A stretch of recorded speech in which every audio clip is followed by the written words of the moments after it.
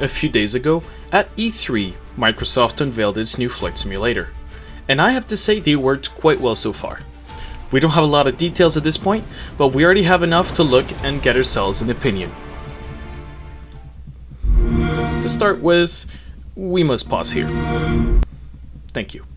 This flight simulator will be available both on Xbox and PC. Now, I can hear a lot of you thinking about the reduction of quality to keep the game smooth on Xbox, and the limitation a console brings to the PC version.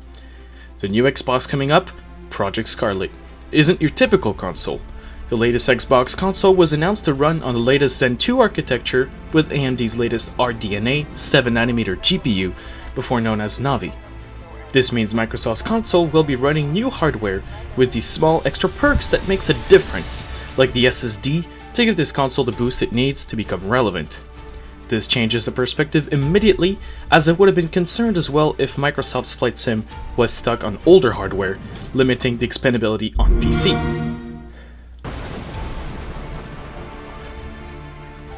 And I'm already pausing again.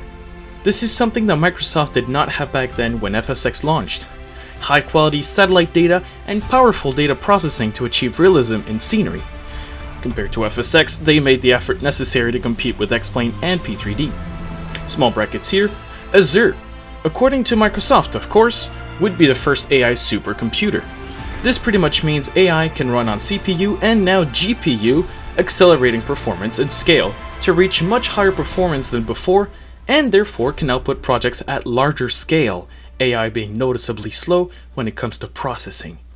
So Asure will change that quickly and give us the cool sceneries and probably updates much faster than before.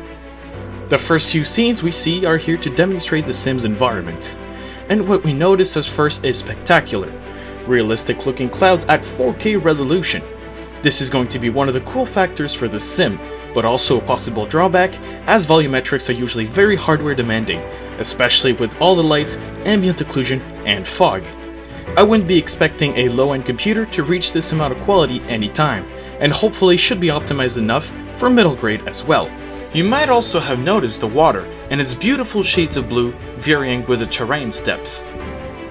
This next scene is also very interesting, because it's everything around the plane, from the truck moving in the background to the ground crew, and all the props add a lot of details on top of the shiny plane, which hints us even more at the new lighting and shading engine.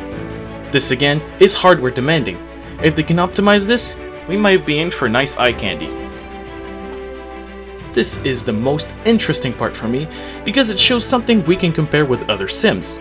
The scene here looks like X-Plane or P3D with add-ons to add the extra details. We aren't sure yet if this will be representative of each airport in the game, but so far looks like it can provide us with the full package. Notice the plane and vehicle moving behind on the right.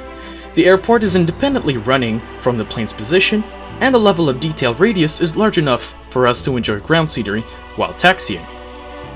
Take this as progress from Microsoft, as they will need to work on a lot of things to make this a good flight simulator, so don't criticize the plane quality too much yet, as it's already looking good while still missing some of the details.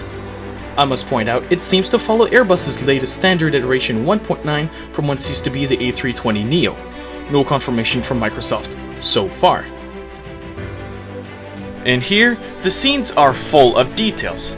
I'm not the first to point out that taxi lights are still dots of light without a modeled light version, but I'm still very impressed with the reflection from the runway lights on the plane's tail and what seems like puddles and water reflection on the runway, like if it rained a few minutes ago.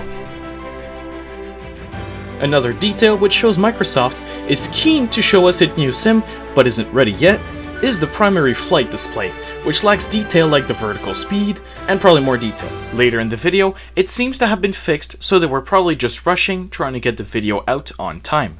Jumping to the start, we can finally see a city landscape during the flight, and it looks exceptionally good. Cars drive in their lanes, and roads are modeled properly.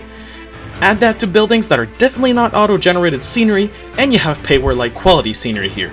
Still a few bugs around, like here, and that tree down there. A very interesting feature that I haven't seen much anywhere else is the animal implementation. It brings this feel to the sim that will be fun to experience and great for bush flying. Finally, something that people have been wanting but no real details have showed up yet is about multiplayer. I won't say anything about it, but notice there are multiple planes in this part of the video. That was my analysis of the presentation video from Microsoft. I hope we can get a good product to play with, and something that we can push to the limit of our current computer specs and get tons of add-ons. We now have to wait until the holiday season in 2020 to see this product on our PC screens and TVs, but I'm sure we'll get some details sooner. I'll catch you later, guys.